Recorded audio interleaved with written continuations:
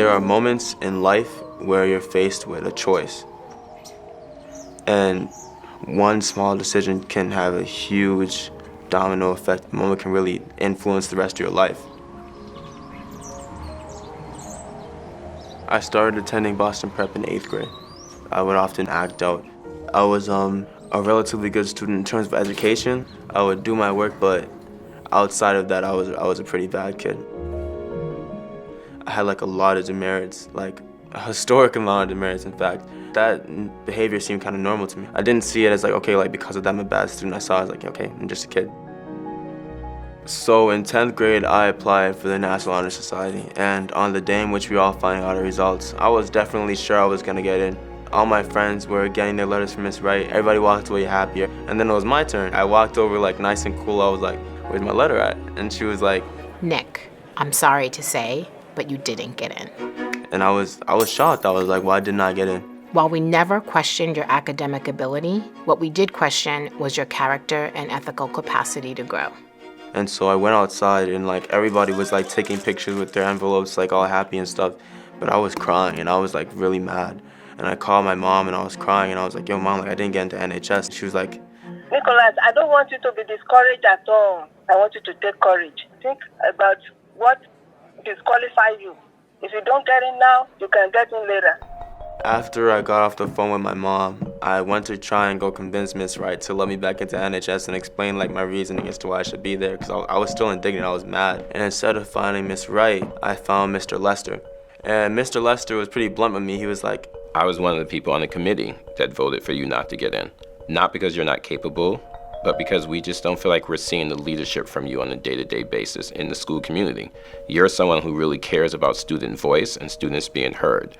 You should show that leadership by applying for the student senate. Crazy enough, I did it because I wanted to prove to him that I was capable of being a leader, but I had no intention of winning. The odds were pretty stacked up against me. And then my friend Arius, he was like, Nick, like, yo. You miss every shot you don't take. If you don't like try, you'll never know. Like if you want to get good, you have to put in the work. And I remember standing out there on the day of the actual election, giving my speech. It was nerve-wracking. I was shaking, I was freaking out. And then I gave the speech, and I remember walking back to my seat and everybody was clapping and stuff. And I was like, wow, like that just happened. Like you just spoke in front of a good amount of people, Nick. Like that's pretty crazy. So I won, surprisingly enough. But just because I was put in a position of leadership doesn't necessarily mean I actually know what it meant to be a leader. Ms. Tomlinson and Mr. Springer played a huge role in helping me develop as a leader. Being a leader means owning your responsibilities and owning that you are a model of what a Boston Prep student is supposed to be. You need to choose to be a leader. You need to step up. At the end of junior year, I didn't really want to run for president. And then Ms. Tomlinson, who was the advisor for Student Senate, she pulled me to the side on the day before it was the cutoff date, and she's like, I see you haven't applied for president. People look to you for your leadership. You stepping into this is not for yourself, but for all of us. And so I ran again, and I went into my senior year as president of the student body. Everybody had been really stressing this idea that if you set your mind to it, you can be whatever you want to be. I was starting to believe it. It was because of that when my college advisor, Ms. Fons, is like, Nick, I know you're scared, but you've got to go and visit because you are Brown material. I believed her. The idea was scary, but I applied anyways. The day came where we were gonna find out whether or not we got into the school. I waited until like the last train, and I got home, and I was like, okay, let's get this over with. Like, let's rip the Band-Aid off. And I pressed open, and confetti rained down the screen, and it was like, congratulations, Nicholas Adler, you got into Brown. Given the NHS rejection, I could have just been like, I'll try again next year. Or I could have taken that and decided to better myself.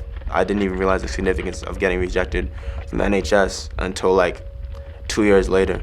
But everything that followed eventually resulted in me getting into my dream school.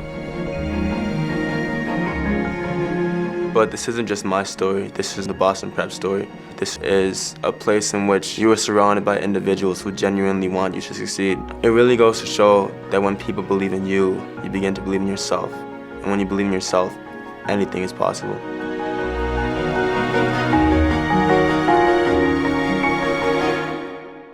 One moment really can change everything.